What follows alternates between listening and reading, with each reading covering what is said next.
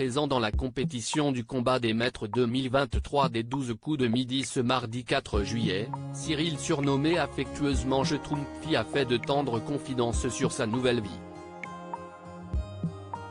Si est-il l'un des maîtres de midi inoubliables de l'émission de TF1.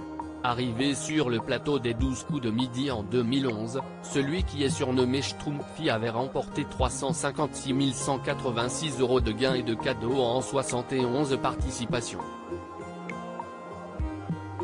Surtout, le candidat avait réussi à marquer les esprits, à l'aide d'une grande culture générale et d'une réelle sympathie. De retour, comme tous les ans, dans le combat des maîtres, le tournoi estival du jeu de la Une, Cyril n'a pas réussi à se qualifier pour la suite, mais a livré un poignant témoignage.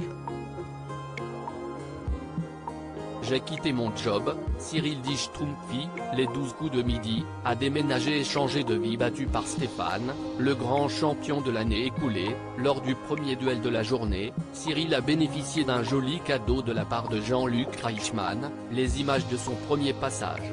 Dès la fin de cette petite vidéo, l'émotion est montée d'un cran du côté du candidat.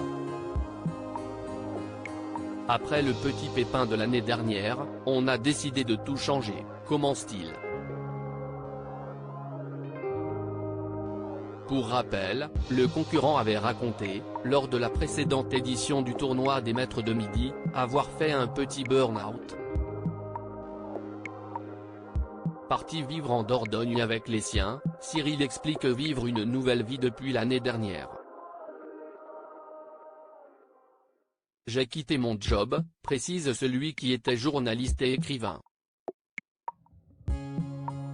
Je ne l'oublierai jamais, Cyril, le combat des maîtres des 12 coups de midi, est très reconnaissant envers Jean-Luc Reichmann. Le participant a ensuite donné plus de détails sur sa nouvelle vie.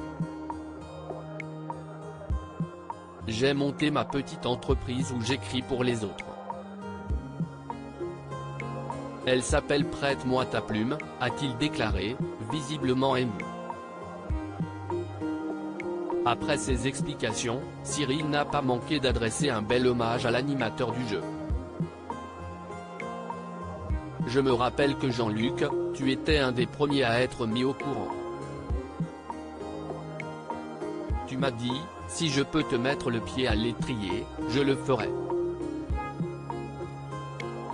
Ce que tu as fait, et ça, je ne l'oublierai jamais, a-t-il conclu sobrement, mais infiniment reconnaissant envers l'animateur qu'il a côtoyé de nombreux jours sur TF1.